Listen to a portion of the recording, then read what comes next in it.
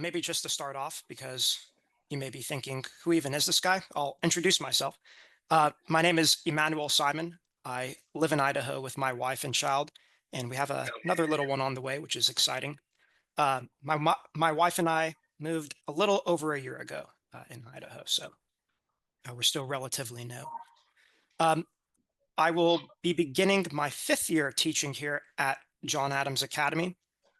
I've had the privilege of guiding students whom here at this school we call scholars through the American classical leadership model. And we'll talk a little bit about what that is in a bit. I currently teach middle school grammar and logic, as well as high school geometry. And while I've only been here for 5 years, I've had about 9 or so years of experience in the Great Books model, which we'll get into what that is in a bit also. Finally, I'm also not just a teacher, I'm a student. I'm pursuing a doctorate in humanities online, where I get to do deep dives in history, literature, philosophy, science, and mathematics, which is really just a long way of saying I'm a nerd. But basically, I have experience in online education through both the teacher end and the scholar end, which is pretty cool. So maybe to start off with a basic outline, we can say that there are at least 3 reasons why online learning is the ideal choice for family-focused education. First, online learning restores the parent's natural right to educate their child. And again, we'll take a look at what that means and how that is in a bit. Secondly, it allows for flexibility and personalization for families in literally all aspects of the daily life, which will be useful. And third, online learning allows for individualized learning through mentorship. Now, after looking at these 3 reasons, I do think it would be a good idea for us to look at and examine 2 of the most strongest and popular objections against online learning. And the reason why I think it would be a good idea to do that is so that just as parents, we want the best for our children. It's good that we're informed and make the best decisions. And so in bringing up those objections, tonight I'm going to also try to address those objections head on, and we'll get to that. And so we'll first explore the 3 reasons why online learning is the ideal choice for family-focused education. Then we'll get into the objections and the answers to the objections. So our first reason is that online learning restores the parent's natural right to educate their child. The 20th century thinker C.S. Lewis, he's the same guy who authored the popular child's book Narnia. He reminds us that sometimes moving forward means taking a step back. And let's say your child, for example, is working on a really hard math problem. If they make a mistake, real progress doesn't mean just ignoring the mistake and moving forward with the mistake. Progress means going back, figuring out where they went wrong, fixing it, and then continuing onward with confidence. Now, education works in the same way. Everybody wants the best education for their children. But if we want to make real progress in education, we have to go back to education's foundation. And that foundation is the family. Parents should not just be mere observers in their child's education. Parents are the primary educators. They have both the right and the responsibility to guide their child's learning. But all too often, in-person schooling shifts that authority away from the parents, and it ends up giving them limited involvement. The cool thing about online learning is online learning just changes that. For example, in our online program, parents have access to tools like Canvas, where they can check in on their child's assignments, and they can track progress while staying actively involved. So instead of waiting for, say, a parents-teacher conference or relying on secondhand updates, parents can see firsthand how their child is growing academically. Or if you really needed, you could just check for updates through a simple call, text, or email for that reason. And beyond that, online learning redefines the role that parents and teachers have in your child's education. At an in-person school, for example, teachers often take center stage while parents are more sidelined. But in an online setting, parents and teachers get to work more closely together, which I find to be very helpful and cool. And I think the child also finds that to be very helpful as they get to see both the support from the parent and the support from the teacher. Uh, in an online setting, parents do remain as the primary guides for their children, whereas teachers are no longer the primary guides. Instead, teachers serve as mentors that support the parent rather than substitute the parent in the child's educational journey. And so at the end of the day, restoring parental authority in education is not just about access to better tools. It's about bringing learning back to where it belongs, back to its natural home. And that natural home is the family. And that's what online learning tries to make possible. Now, secondly, online learning is both flexible and can be personalized for families. We often hear people say that school prepares children for the real world. But the truth is, education is already part of the real world. It's not like there's the educational world on the one hand, and then the real world of daily life on the other. If there were truly that divide, then getting an education is ultimately a waste because it becomes a preparation for nothing, which we would rightly say is just absurd. And it's absurd because learning isn't something that happens in isolation. It's something it should not be something that's separate from daily life. Instead, learning is woven into the way we think, into the way we grow, and into the way that we engage with the world around us. Now, the belief that there's a separation between, say, the real world and the child's education doesn't just come out of nowhere. I mean, if we were to think about a typical child's educational experience, a child goes off to school for, say, 6 to 8 hours or so, and then comes home to a completely different environment. But we have to ask, why should learning be confined to a classroom? As we've already seen, you, the parents, have a natural right to oversee and to promote the education of your own child. And it's for that reason education should integrate seamlessly into life and not feel like something completely separate from it. That's why online learning changes everything in this regard as well. Instead of forcing our kids into a rigid structure, families get to decide how learning fits into their own lives. For example, if a child needs a quieter space, they can move freely, say to an office or to a bedroom. If a parent wants to supervise their child or just listen in on a class, learning can happen at the dining room table. So schooling can happen really anywhere, whether it be at home, in a library, or even while traveling. And just as another example, last year, while I was doing my online graduate studies, I had an opportunity to go on a cruise. It was a once in a lifetime opportunity, so I took it. So I just took my laptop and books with me, and I did my schooling and live classes in the middle of the ocean, which was pretty epic. And so all this just shows that online learning makes both education adaptable to life and also life adaptable to education. It makes it go hand in hand. And then there's the flexibility of live and asynchronous lessons. Parents don't have to just pause their own responsibilities just to make sure their child is receiving a good education. Instruction allows students to learn while parents get to focus on work, family, or other daily tasks, all the while respecting the parent's natural right to educate their child. And so these things can be done both in respect of that natural right and also without losing sight of the child's growth. And so at its core, then, this is what makes online learning so powerful. It reinforces the truth that education is not separate from life. It's really an essential part of it.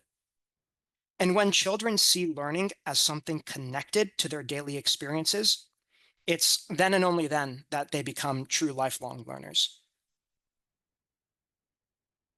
And so, to our third point, we have individualized learning through mentorship.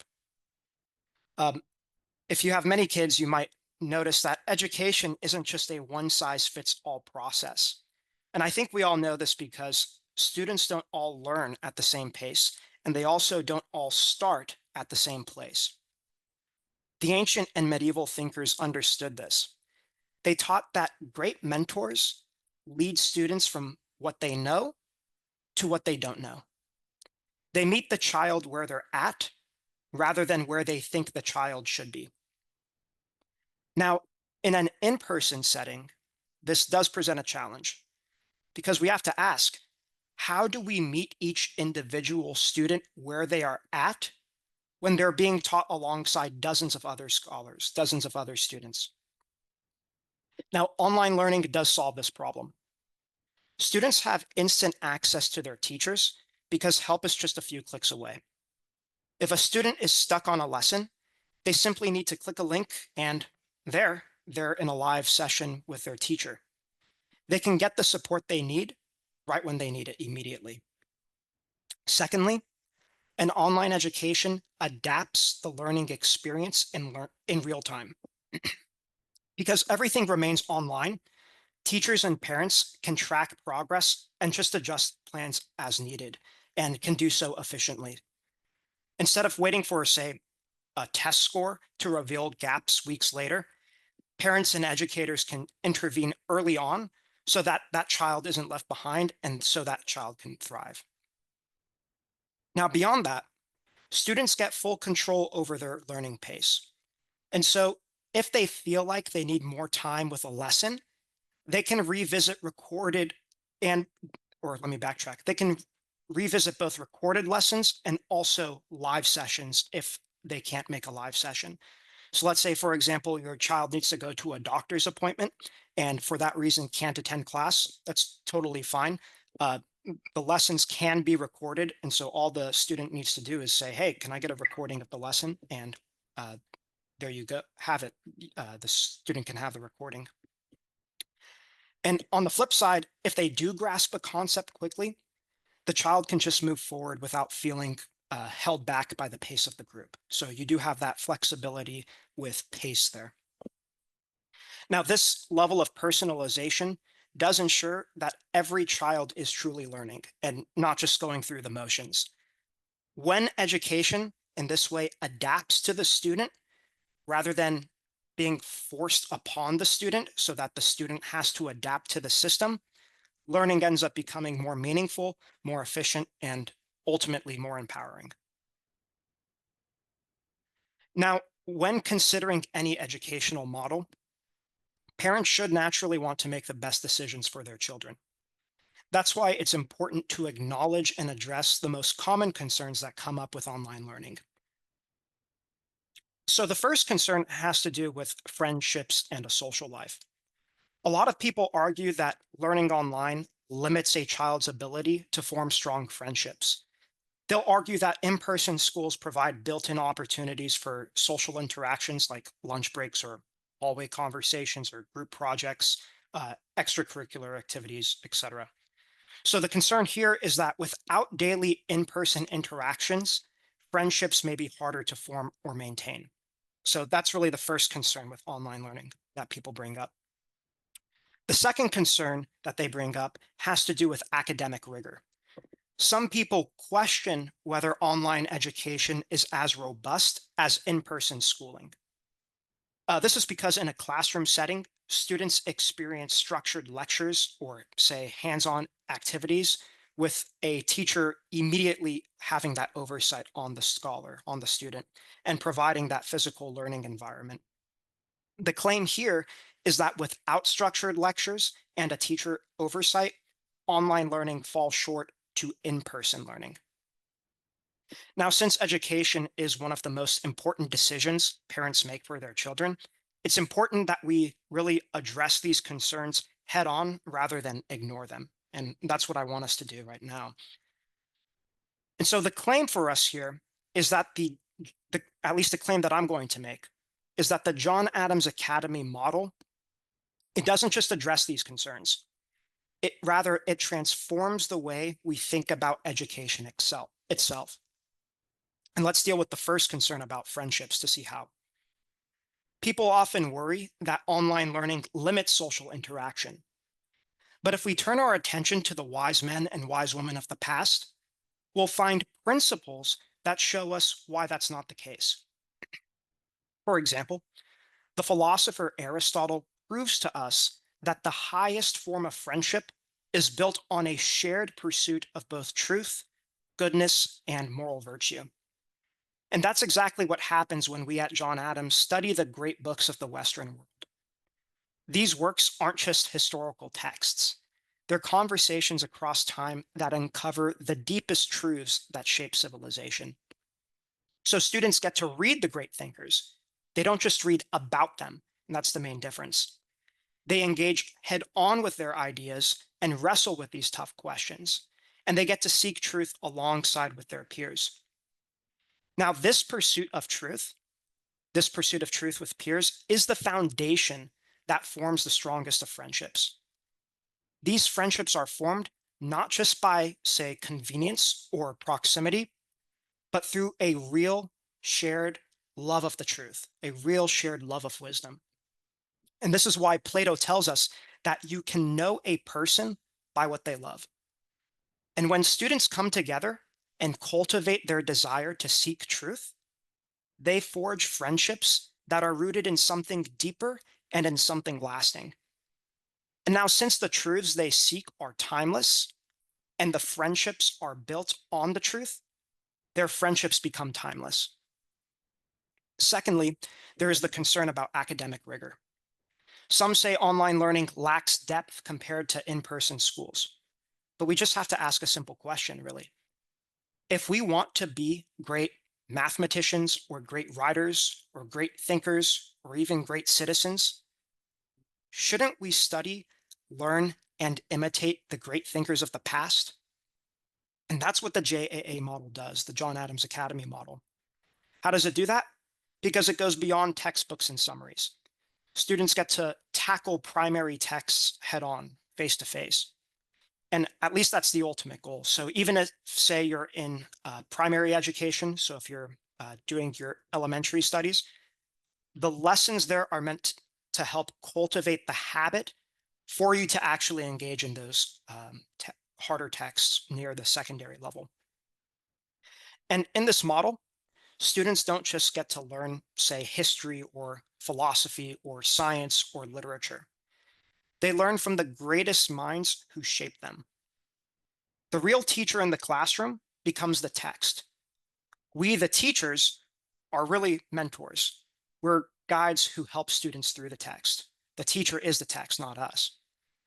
And what this shows us then is that the John Adams Academy model provides the conditions necessary for students to flourish, both academically through reading these difficult texts and also socially by having their friendships grounded within the pursuit of truth, goodness, and moral virtue.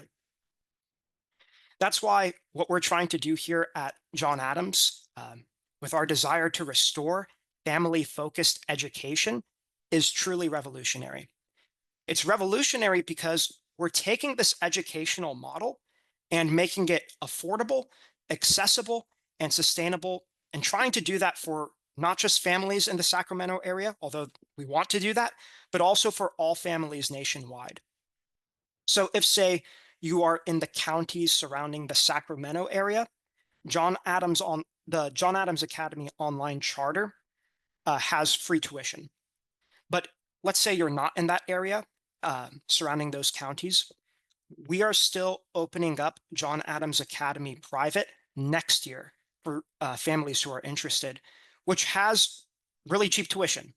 And I think there are actually some states that provide financial assistance on top of that already cheap tuition. So that's just, if that's something that interests you, that's something worth taking advantage of if needed. And so, although we're already nearing the end of the presentation, honestly, for me, it felt like it was 10 minutes, but not so. This is just the beginning. I want to leave you with maybe two simple ways to continue the mission of family-centered education. First, if you haven't already, like, share, and follow us on social media so we can get the word out on family-centered education. But more importantly, also join in on online discussions about education. That way, we can get a conversation going on how to educate our children, on family life, and how we can really support our children through their learning journeys. Secondly, if this is the first time you're here, welcome. If not, then you kind of know how it is with our free webinars. But we do offer free webinars. And we do enjoy offering these free webinars on topics that help parents succeed as educators and as guides, to really help your student become a lifelong learner. I believe we even have a few posted videos on YouTube. So if this is your first webinar, I recommend checking those out because they're great. Now, that's all I have for the presentation here, but I would love to continue the conversation. So if any of you have comments or questions, concerns, I'll even take complaints, feel free to share them. But otherwise, thank you for being here.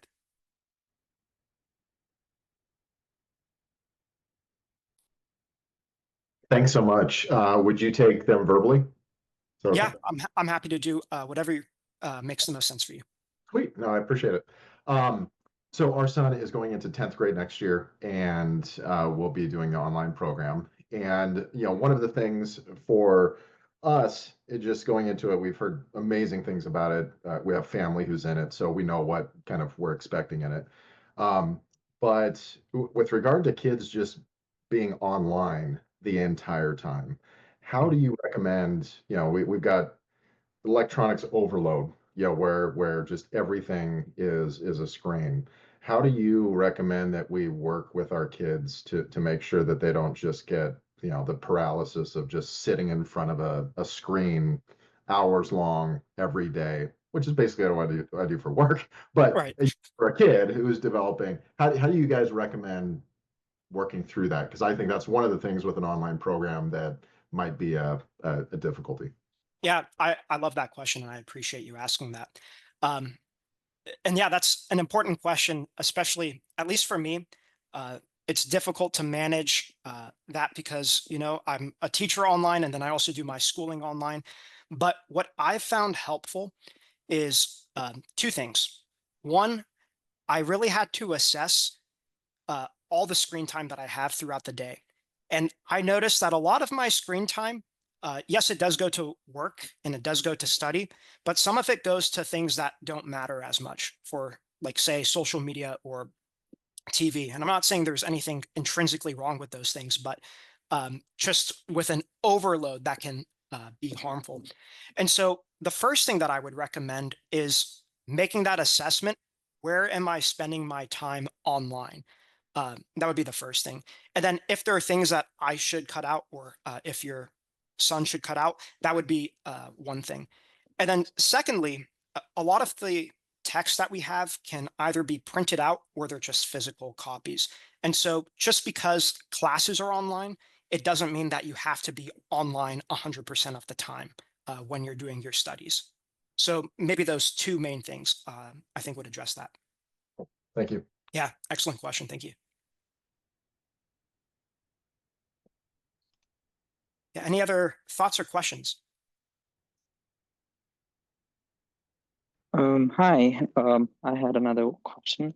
Please. So since you mentioned that there's no need for, following the regular, I would say, speed of the curriculum as compared to public schools, like Yeah. you need 10 years to complete 10 grades.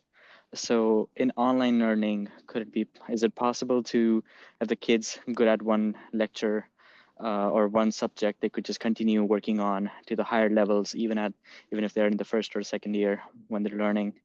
And there's like no, they could probably finish 10th grade maybe sooner, maybe in 8 years or 7 years. Is Right. that flexibility? Yeah, that's a very good question. So I know that at least for, I'll speak for myself, with the classes that I teach, I have all the assignments published for the whole entire year. So if a student needs to kind of get ahead, that's totally doable. Um, so it is possible for a student. We kind of have two models. One is called the live model, where we require live participation, and then the other is called the flex model, where live classes are not an option there. With that flex model, I mean, if the child is really up for it, they could technically finish the semester's worth of work early, and that would be doable.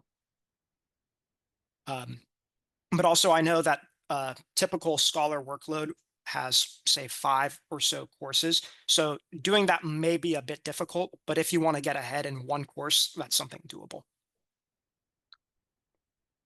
Did I address that question or did I sidestep it? Yeah, no, that makes sense. But Okay. I'm getting a feeling that they would still need to meet certain requirements at certain timings. So again, coming back to the question that I had was, if the kids, let's say using the flex model, Yeah, they're able to, complete their 10th grade, everything in 8th grade, because they're I see. already ahead in, like, from the previous past years. Like, they were already ahead, they already did like the first 3 grades in the first year, and then they used the second few grades in like just a fraction of the grade, that the time that's expected for a public school student to take. So that's where I came up with the question of, like, can Yeah, they finish all the 10 grades if they're starting from kindergarten or elementary to within like 8 years or 7 years, right. and things like that. Yeah, I appreciate you clarifying that for me. I am aware of at least one student who is taking, say, college level math classes, and he's only in 7th grade. So I do think there is at least some flexibility. Now, can you say graduate 12th grade at say an 8th grade level, so say 14 years old? That I'm less certain of, but I do think there might be some flexibility there. So it really depends on what the course is and what your goal is. Is the goal to just finish your K through 12 education in 14 years? There, I think you might get into some difficulties with just requirements of the state when it comes to education, both whether it's public or even homeschooling. Yeah, the initial thought that I had there was, let's say the kid likes history a lot, Yeah. and they don't like math, and they're kind of like in the 3rd grade, but they're at grade level 2 for math, but they're grade level 5 for history. Mhm. So that kind of a flexibility is what I was uh, interested to learn about. Of, Mhm. like, yeah, the kid wants to, just learn more and go deep into it. So sure, let's just keep going and continuing learning what they want to do. Mhm. And if they like, they might just be, average or average in mathematics, but pretty awesome in history. So Yeah. just wanted to see if that flexibility was a possibility there. I see what you're saying. I definitely think like our goal is to challenge the scholar where they're at. And so if the scholar is not challenged, say in history, because with that grade level, we will do something about it so that the scholar can feel like they're learning and feel like they are growing and being challenged. Thank you. Yeah, for I sure. got one more. Please. So the other question is, like, is it possible to have a flex program along with, we send the kid to, let's say, public school, like Yeah. they get the public school fee m- aspect of it, and then we also have that flex model, and we kind of use the both, best of both here. Mhm. I do believe that's possible, at least for the private online. I'm not as sure about the public charter because then it gets a little tricky since you're enrolled in 2 public schools. But I do know that you can at least sign up for a course instead of a multitude of courses with the private option. Gotcha. Thank you. Mhm. Yeah, great questions. I have a question. Please. So with the live and the flexible, can you clarify both of those? So I know that you were saying that the live one, they would have to attend the live classes. Do they have to be on those strictly all throughout those time frames, or do they like hop on if they need help? So for the live classes, those would be um, classes that they do have to show up for. That would be a little bit different from, say, office hours, where the scholar would just show up if they need help. Office hours is available for both the flex model and also the live model. The main difference with the flex and the live model is that with live, you get to have those live discussions with the other scholars. And so rather than just say going through the lessons, you kind of get to sit back, reflect, chew on it a bit. And that's really what the live lessons get to do for you. Okay, so when they're on there, there's I was kind of looking at the schedule. So they Yeah. would be on like one class for 30 minutes and then they would take a break and then there would be another course that they would do. Mhm. And that's only from like 8:30 to 12:30 and then the rest is if they need to hop on after for the office That- hours. That's correct. Okay, perfect. Thank you. Yeah, for sure. Great question.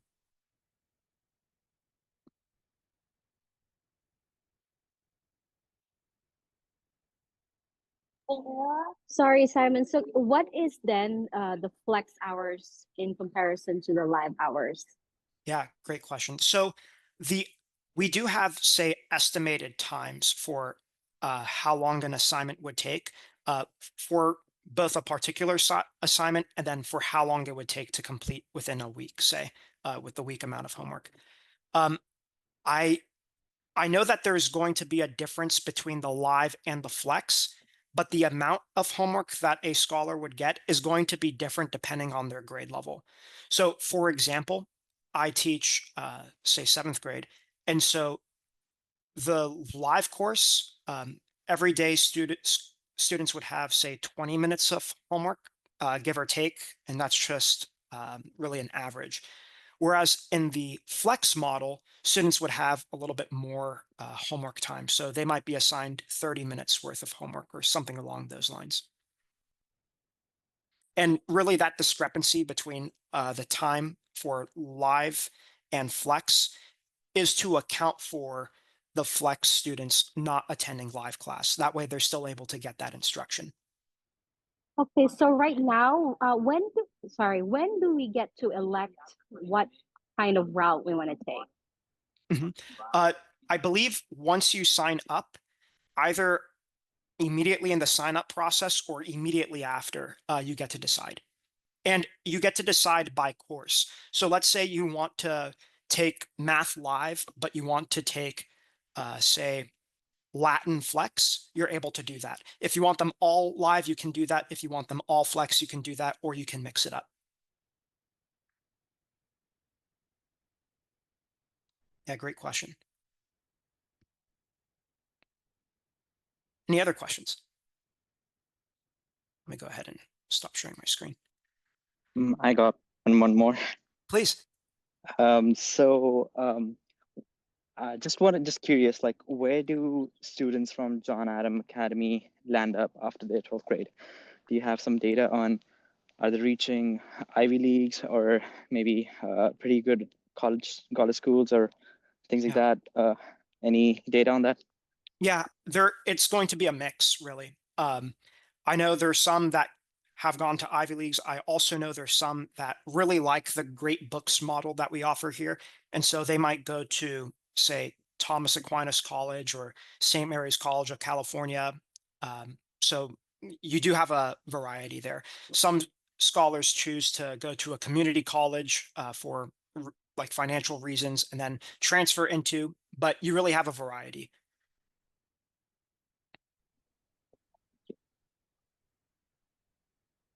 From everything we've seen and the folks that we've interacted with, John Adams is so well respected, and the kids coming out of it are so good that you pretty much have your pick of where you want to go. They're in demand. I appreciate that. Yeah. Oh, wow, thank you for sharing that.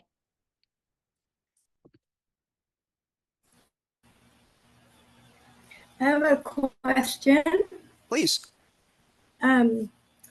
We were interested well, we've enrolled our son. We have a trip planned to go out of the country, and we're interested in the live model. But if we weren't able to access, a live class for like 2 weeks, would that Yeah. become an issue? Nope, not an issue. What we could do, say that were to happen, you could just ask the teacher to record the class, and we would do that. And once the recording is available to send out, we can send out the recording. That way, your child isn't feeling like they're missing out on the instruction, and they're also not just relying on, say, another student's notes that they're not sure were good or not good. That way the student gets to see the live class for itself. Okay. Thank you. Yeah, for sure. Great question. Hey, Mr. Simon, I got a question as well. Yeah. So I looked at my the Schoolman part, and it says that it was approved, Mhm. but I haven't received really anything as far as like selecting classes or whatever goes. I saw my daughter; she's going to be ninth grade. Mhm. Like I haven't, like you were talking about, actually choosing the live Yeah. or the flex. Like I haven't seen anything as far as that goes. Like when is the time frame that I'll be able to see that or be able to choose? I believe it should be early mid-May is when they start having that. And I only say that because even the students that are here live with us haven't been able to choose yet, but they are about to. Okay. So I believe it's going to be around the same time. Okay. So this way I don't jump the gun, right? Yeah, yeah, you're totally fine. Okay, cool. I just don't want to miss anything. No, you're good. Yeah. Great question.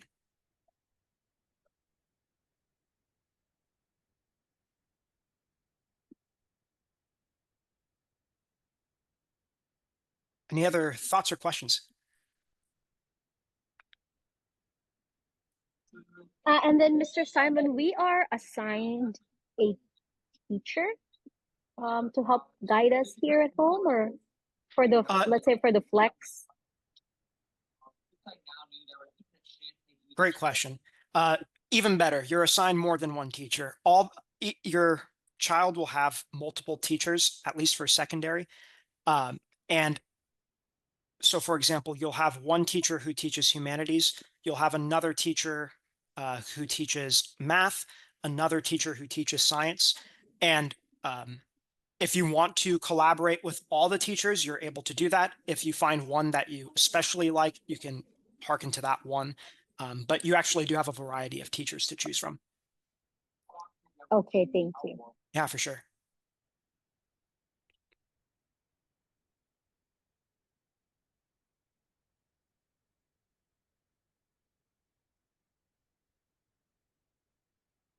Any other thoughts or questions? Yeah, I've got one. We've enrolled our son in the online ninth grade online for the first time. He's been doing homeschooling for a quarter. So how do we learn the process to get him set up, first time for the online? Yeah, great Will you question. contact us, or do we need to, what's like the process to kick it off?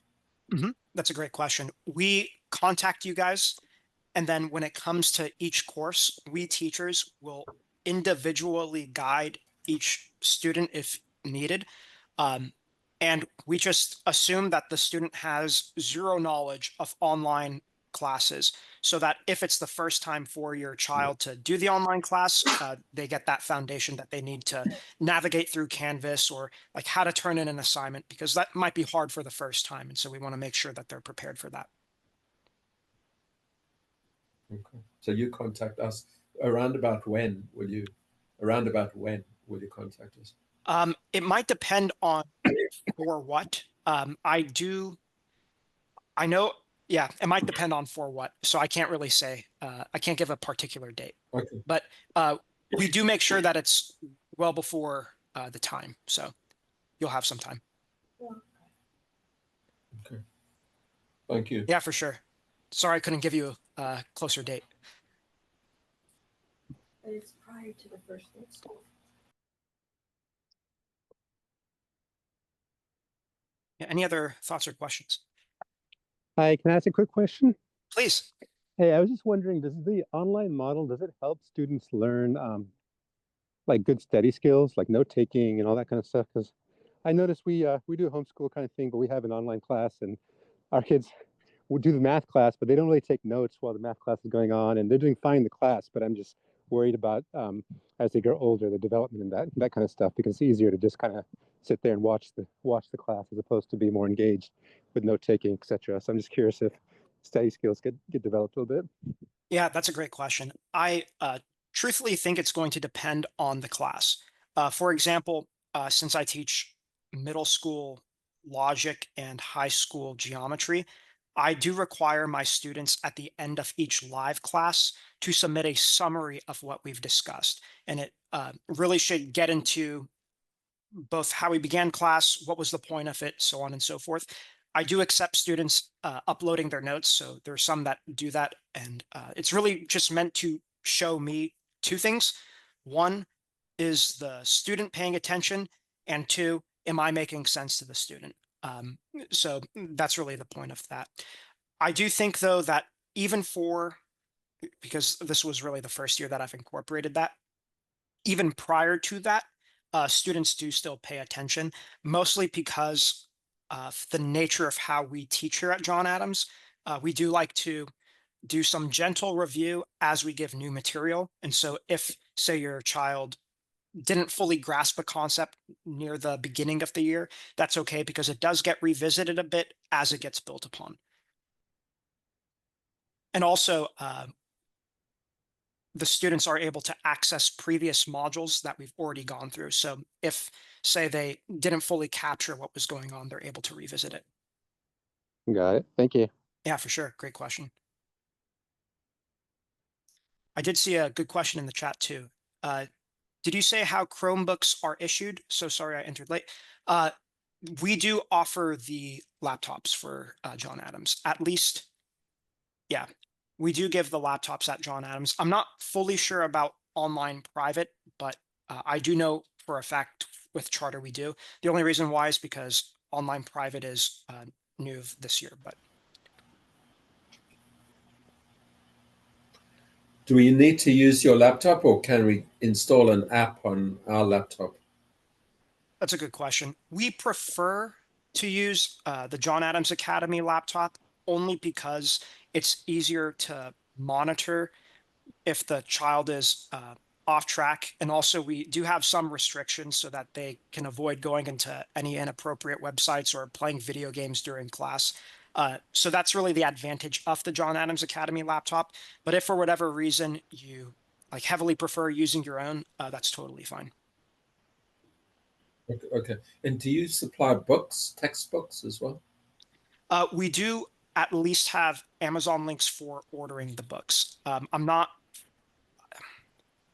it's hard for me to say because the classes that I teach, I just give free PDFs of the text. That way the students don't have to buy any. But there may be some cases where the scholars would have to. Okay, thanks. Yeah. This isn't the right atmosphere for this question, just tell me. But as we're, preparing like even just their desk environment for Mhm. online learning, what are maybe a couple things that you have seen as helpful for the kids, as they're sitting at a desk to be most successful, whether it be technology, the way things are set up, just to make sure that it's the best environment possible for them?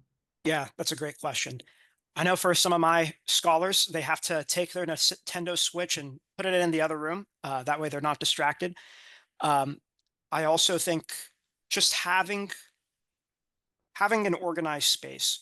And so really it might take some time because there may be something that ends up becoming a distraction for the scholar. And if that thing becomes a distraction that ends up hindering their learning, then I would obviously say get rid of that thing. There are certain, like say, fidget toys that the kids play with that do help them. And if it does help them, then that's fine. But I really think it's going to be a case by case basis. From what I have seen, getting rid of their phone from the same room, they shouldn't be there because there is that temptation, especially because, one of the challenges of being online is that, well, since I'm online, I could be on another tab while class is going on. And that's one of the reasons, again, why we use the John Adams Academy laptops. That way we can prevent that from happening and so that the students can be really focused. So realistically, I think the bigger challenge is scholars having other tabs open rather than having other things distracting them around the room besides, say, their phone. Thanks. Yeah, for sure. Great question.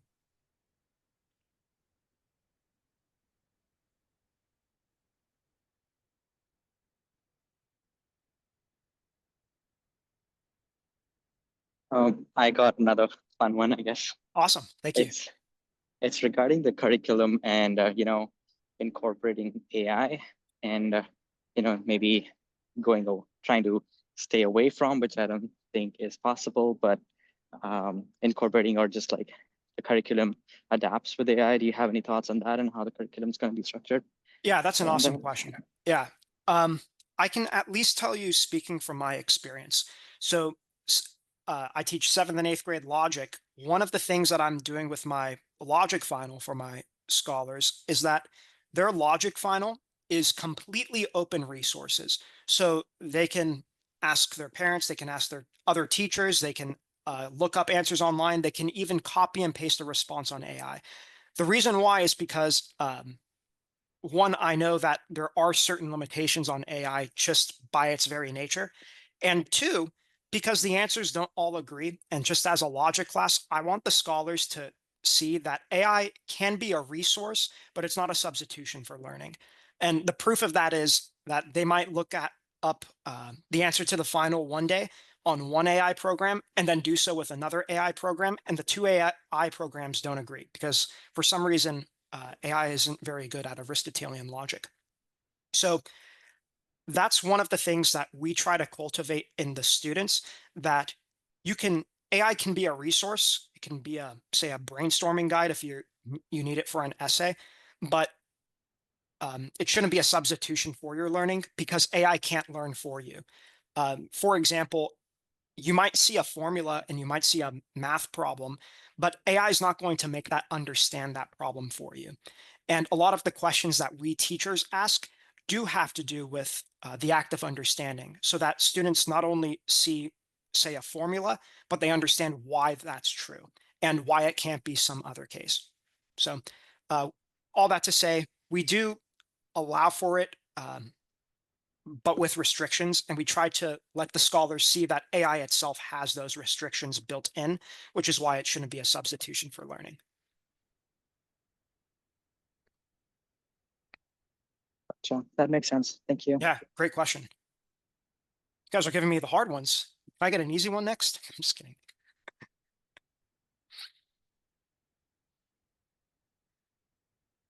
Well, I got another easy one though. Yeah.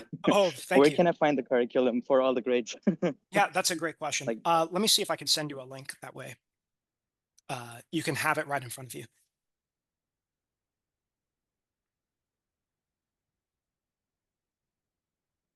And I'll put it in the chat.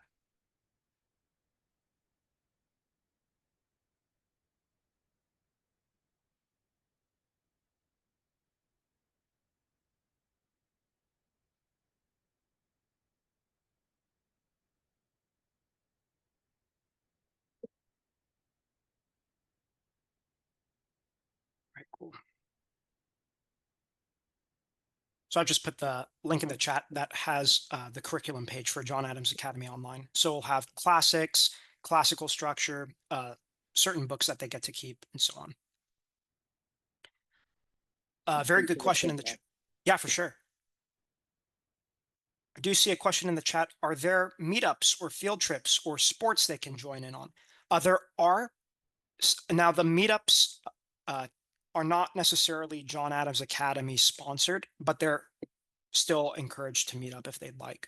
And if that's something that, say, families are interested in, we teachers are happy to help make it happen, but it wouldn't be necessarily a John Adams Academy sponsored event.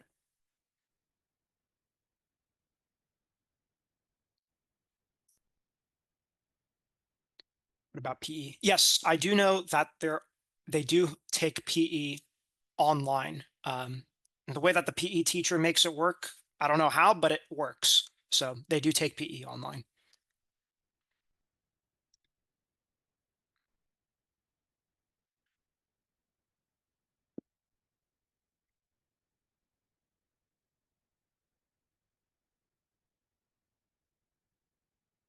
I see another good comment in the chat. Maybe they can do cross country at the school after school hours. That's a possibility.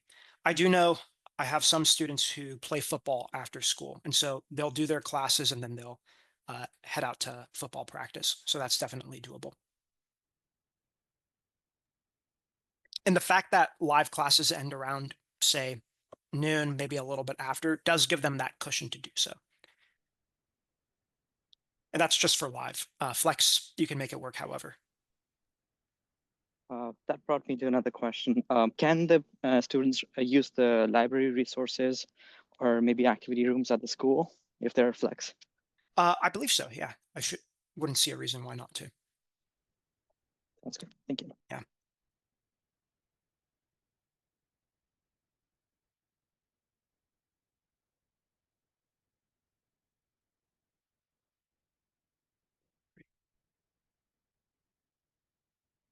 Any other thoughts or questions?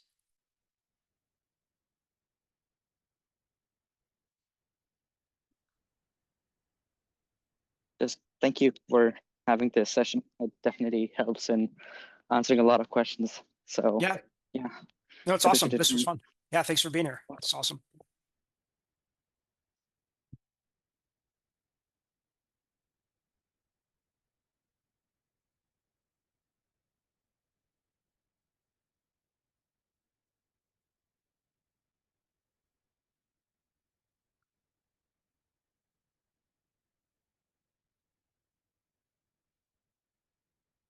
See a good question in the chat. Do you think we can know about the flex versus the live? So yeah, the flex model is different from the live model in really two ways. One, in the flex model, you're not taking a live course, meaning that you're not coming in on Zoom, say at the structured time. Uh, Technically, you can work whenever on your assignments. That's the first difference. But then the second difference is that the flex scholars, the flex students, do have a bit more assignment load than the live scholars do. And the reason for that is just to account for the time difference because because the flex students don't come to live class, they miss out on instructional time. And so in order to account for that, we do give a little bit more homework just to account for that difference.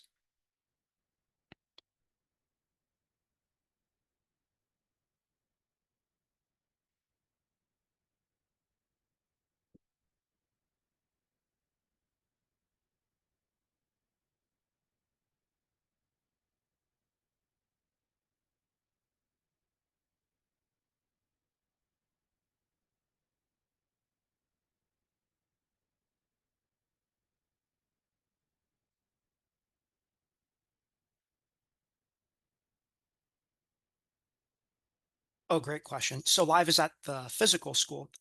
No, live would be online, kind of like how we're live right now on Zoom.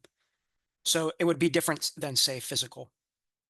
So it would be an online live class. Good question. I got a question for you. Do students have the ability to test into a higher or I guess lower class level for the online? Yeah, that's a good question. I believe that if we see as teachers that there's a reason for putting a scholar higher, we'll at least tell that to the administration and let them know, hey, this scholar's just killing it. I can't give any challenging material in this grade level. And then we'd really leave it up to the discretion of the administration.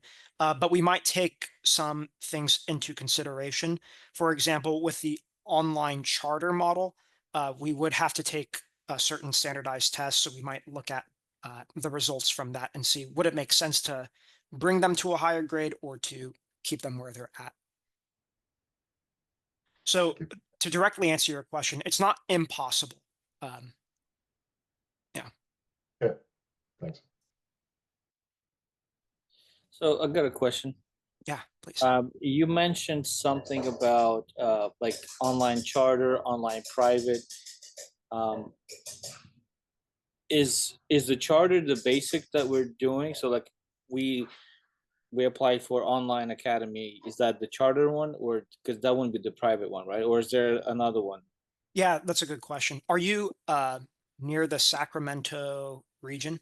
Yeah, I'm in the Roseville area. Okay, fantastic. So I think you're probably signed up with the charter then. Charter, okay. Yeah. Okay, sounds good. Yeah. question. I do see a good question in the chat. Are there any advantages or disadvantages, in your opinion, about the two programs? And the two programs being the live model versus the flex model. So one advantage of the live model over the flex is that discussion piece that you have live. It's not impossible to remodel that for the flex, but it's just not necessarily the same. So we might have online discussion boards that scholars in the flex model can do. That way they can still interact with others in the flex model. But just maybe personal opinion, maybe other teachers would disagree. I do find these kinds of assignments to be more, say, forced, in the sense of, okay, I'm forced to go bring out say 200 words worth of a response, and then I'm forced to go respond to somebody. Whereas I personally find that the online live model with the live classes are more organic with the discussions. That's one thing. However, I do think that there's an advantage with Flex in the sense that scholars can sign up for office hours and just meet with their teacher whenever they want. And one thing that I find is that not a lot of students take advantage of that, because basically if you really need to, you can have that teacher say guide you through assignments or help you get ahead if that's something you're interested in doing. And because the flex scholars don't have as much live time, that's something that they can definitely take advantage of, if that's something that would be beneficial for them. But some just like to be all by themselves, so it's really going to depend on your child.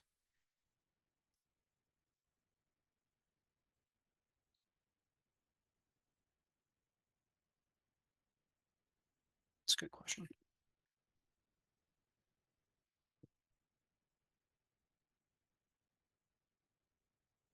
Yeah, fantastic. Tara adds, my kids are doing those Socratic conversations right now in the classroom, and I would miss that. Yeah, for sure.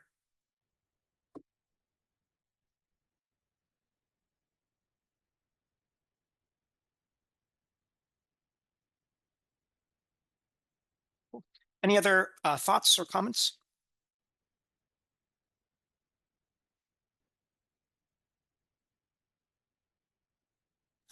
One question. Please. You kind of touched on it a little bit before when you said that, for example, if you're doing a live model and we're going on a trip, can we switch it to the flex model for the trip, or just once you sign up for it, you're signed up for it? Yeah, good question. So it's once you're signed up for it, you're signed up for it. However, if you're going on a trip, we teachers are going to be very flexible. So if the scholar can't attend class for, say, 1 or 2 weeks, then so be it. They can still get the live recording if needed. Okay. Yeah. Just to clarify on that, they still are required to submit all of they're responsible for all the homework in that, say, 1 week that they're gone. Is that correct? That's correct. Although Okay. with homework, we do something a bit interesting.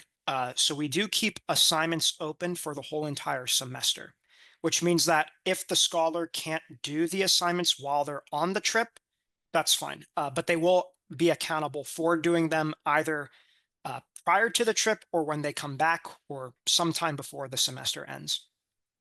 Somehow they have to get done. Yes. Right. Yeah. Cool. As far as the attendance, like if you're doing, let's say if you're doing the flex version and you're going on vacation, Yeah, that doesn't affect it, right? You're still kind of considered present in a way. Does that saying work the same way with live as well, or? yeah, good question. So we do have what we call leadership, where the students are supposed to take an attendance quiz, which it's a 1-question quiz that says, are you present and doing at least some assignments today? And all you do is mark yes or no. And if you mark yes, then that shows that you're present. And if you mark no, I mean, I don't know why you would. Usually you just not do that attendance quiz. But that's really one of the few ways that we account for attendance, especially for the flex. And then there's also assignment submission. So if a student submits an assignment, we know that that student was doing homework and that they were present.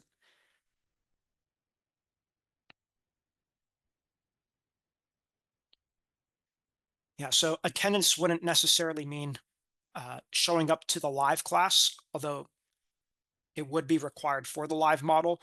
But the reason why we have so much flexibility with live there is because students can still have attendance, say submitting an assignment if needed.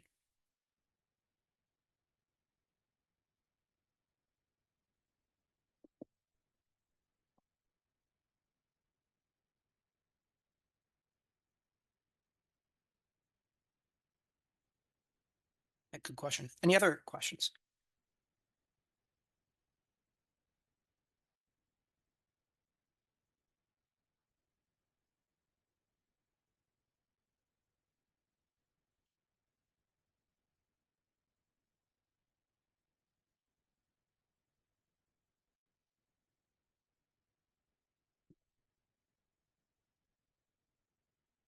All right, cool. So, thank you, Tara. Yes. What I will do, since it looks like there are no other questions, I will put my email in the chat. And if for whatever reason something comes up, you're more than welcome to message me and I'm happy to engage there. Or if, say, you just want to talk more, I'm happy to do that. So just a resource if that's something that you're interested in. If not, don't worry about it. But other than that, if there are no other comments, we'll end it here. But thank you all for being here. I really do appreciate it. This was a fun conversation. Thank you very much. Yeah, thanks for being here. Thank you Thank very you. much. Good night. Thank you. Thank you.